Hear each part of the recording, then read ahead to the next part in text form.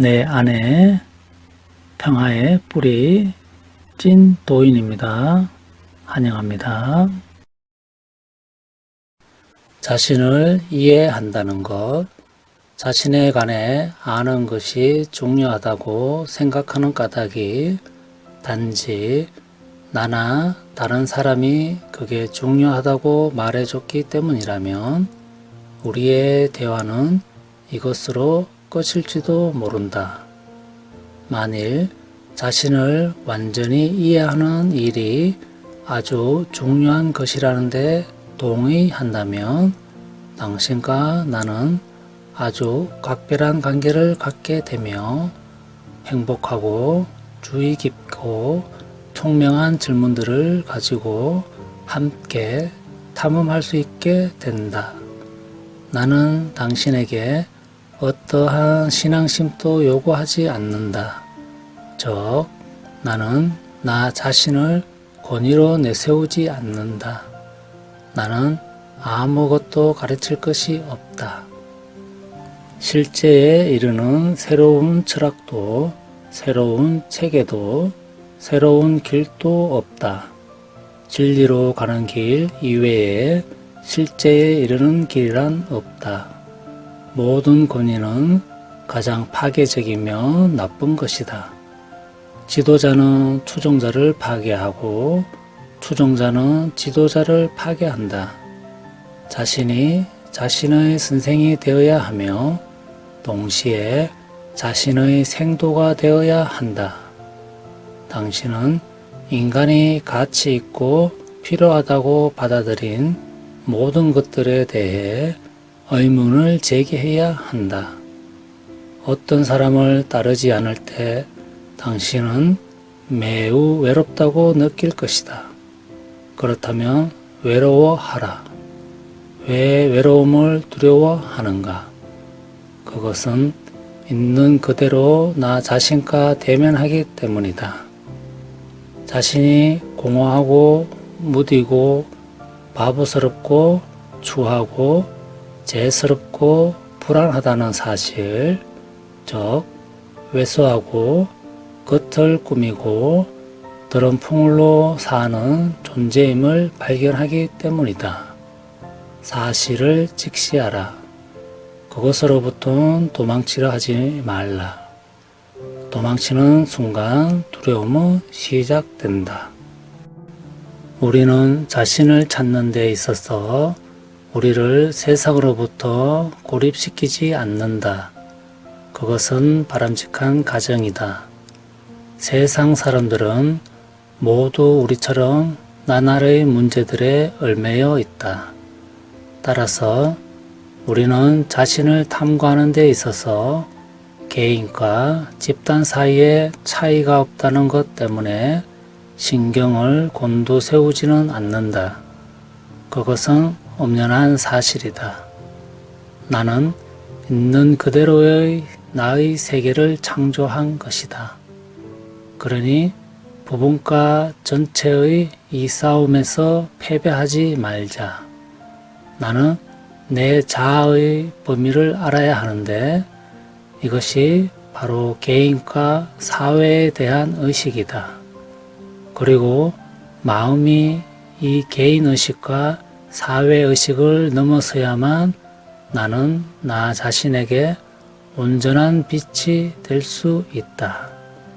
그러면 어디서부터 우리 자신을 이해하기 시작할 것인가?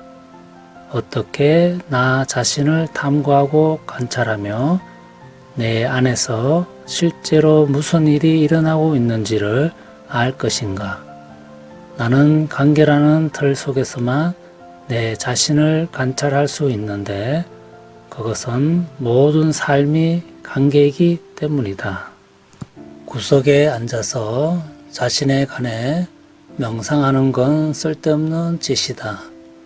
나는 나 혼자 있을 수 없다. 나는 다른 사람들, 사물들, 생각들과의 관계 속에서만 존재하며 내적 사물과 마찬가지로 외적 사물과 사람들과의 관계를 탐구해야만 나 자신을 이해하기 시작한다. 다른 형태의 이해는 단지 추상에 지나지 않으며 추상 속에서는 자기를 탐구할 수가 없다. 나는 추상적 실체가 아니다. 따라서 현존 또는 현실 속에서 나를 탐구해야 한다. 즉, 내가 바라는 나가 아니라 지금 있는 나를 탐구해야 하는 것이다. 이해는 지적 과정이 아니다. 자신에 관한 지식을 얻는 것과 자신에 관해 아는 것은 서로 다른데 그것은 자신에 관해 쌓은 지식은 언제나 과거의 것이며 과거의 짐을 지고 있는 마음은 언제나 슬프기 때문이다. 자신에 관해 아는 일은 언어나 기술 또는 과학을 배우는 것과 다르다. 이런 것들을 알려면 추적과 기억해야 한다. 모든 것을 다시 시작한다는 게 불합리해 보일지도 모른다. 그러나 심리적인 영역에서 보면 자신에 관해 아는 일은 언제나 현재 속에서의 일이고 지식은 언제나 과거 속에 있는 것이며 우리들 대부분이 과거 속에 살고 과거에 만족할 때 지식은 우리에게 엄청나게 중요한 것이 된다. 이것이 우리가 박식한 사람, 영리한 사람, 능란한 사람을 숭앙, 거룩하게 우러러봄 하는 이유이다. 그러나 만일 항상 배우고 매 순간 배우고 관찰하고 들음으로써 배우고 보고 행함으로써 배운다면 배운다는 것은 과거가 없는 끊임없는 운동이라는 사실을 알게 될 것이다. 만일 당신이 자신에 관해 점진적으로 자꾸 더 보태가면 조금씩 배울 거라고 말한다면 그것은 지금 있는 그대로의 자신을 탐구하는 것이 아니라 얻은 지식을 통해서 탐구하는 것이다. 배운다는 것에는 대단한 감수성이 내포되어 있다. 관념이 있는 자리엔 감수성이 없는데 그 이유는 관념이란 과거의 것임에도 불구하고 현재를 지배하기 때문이다. 따라서 마음은 더 이상 민첩하지도 유연하지도 주의 깊지도 않다. 우리들 대부분은 육체적으로조차 민감하지 못하다. 가식하고 올바른 식사법에 대해 신경 쓰지 않으며 담배를 지나치게 많이 피우고 가음함으로써 우리의 몸은 뚱뚱해지고 무감각해진다. 유기체 자체의 주의력이 둔감해지는 것이다. 유기체 자체가 둔감하고 무겁다면 어떻게 민첩하고 민감하다, 맑은 마음이 있을 수 있겠는가? 우리는 우리에게 개인적으로 와 닿는 것들에 대해서는 민감할지 모르지만 삶의 모든 함축된 뜻에 대해 완전히 민감해지기 위해서는 유기체와 정신이 분리되어서는 안 된다. 그것은 총체적인 운동이다. 어떤 것을 이해하려면 그것과 살아야 하고 그것을 관찰해야 하고 그것의 내용을 모두 알아야 하고 그것의 본질, 구조, 운동을 알아야 한다. 당신은 당신 자신과 함께 살아보려고 한 적이 있는가? 있다면 당신은 자신이 정적 상태가 아니라 싱싱하게 살아있다는 사실을 깨닫기 시작할 것이다. 그리고 살아있는 것과 더불어 살려면 당신의 마음 역시 살아있어야 한다. 만일 마음이 의견들 그리고 가치들에 사로잡혀 있다면 결코 살아있을 수가 없다. 자신의 머리와 가슴의 운동, 자신의 전 존재의 운동을 관찰하려면 자유로운 마음을 갖고 있어야 한다. 말하자면 동의나 반대를 하지 않고 논쟁에서 어떤 편에 서지 않으며 단지 말로만 싸우는 것이 아니라 이해하고자 하는 의도를 쫓아야 한다. 이것은 매우 어려운 일이다. 왜냐하면 강물의 아름다움을 보고 나무 사이로 부는 미풍 듣는 법을 아는 것 이상으로 우리는 자신의 존재를 보고 듣는 법에 대해 대부분 알지 못하기 때문이다. 비난하거나 정당화할 때 우리는 투명하게 볼 수 없으며 우리의 마음이 끊임없이 짓거리고 있을 때도 또한 그렇다. 그럴 때 우리는 있는 그대로 보지 않는다. 다만 우리 자신들로 만들어진 투영들을 볼 따름이다. 우리는 우리의 있는 그대로의 모습이라고 생각하는 이미지나 또는 이러저러하게 되어야 한다고 생각하는 이미지를 갖고 있는데 그 이미지들로 인해 있는 그대로의 모습을 전혀 보지 못하게 된다.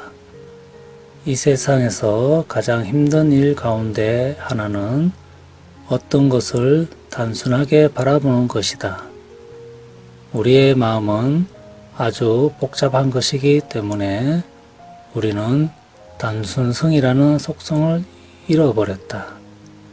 여기서 말하는 단순성이란 옷이나 음식의 소박성, 말하자면 로인클로스, 미개인들이 입는 허리에 걸치는 간단한 옷만을 입는다든가 단식 일수의 기록을 낀다든가 그 밖의 성인들이 개발 연마한 미숙한 넌센스를 말하는 게 아니라 사물을 두려움 없이 똑바로 볼 수 있는, 즉 양간의 왜곡도 없이 있는 그대로 볼 수 있는, 그리고 거짓말을 할 때 그것을 은폐하거나 그것에서 도망치지 않고 거짓말을 하고 있다고 말할 수 있는 천진성을 말한다.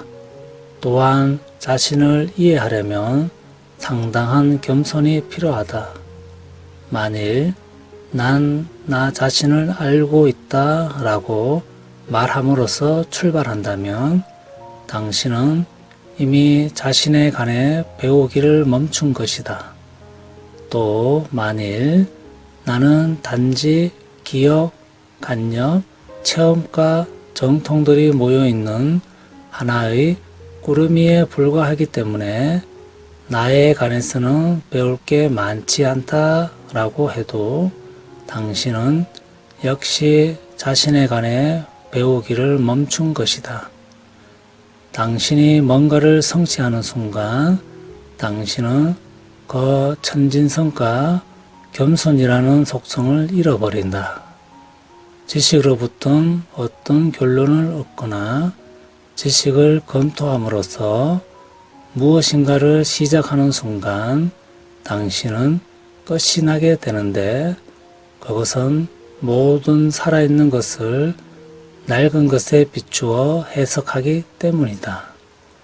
반면에 당신에게 아무런 발판도 없고 확실성도 성취도 없다면 거기에는 보고 성취할 자유가 있다. 그리고 자유로움을 가지고 바라볼 때 그것은 언제나 새롭다. 자신의 찬 사람은 죽은 사람인 것이다. 포근한 몸과 따뜻한 마음으로 늘 여유로운 시간 되시길. 감사합니다.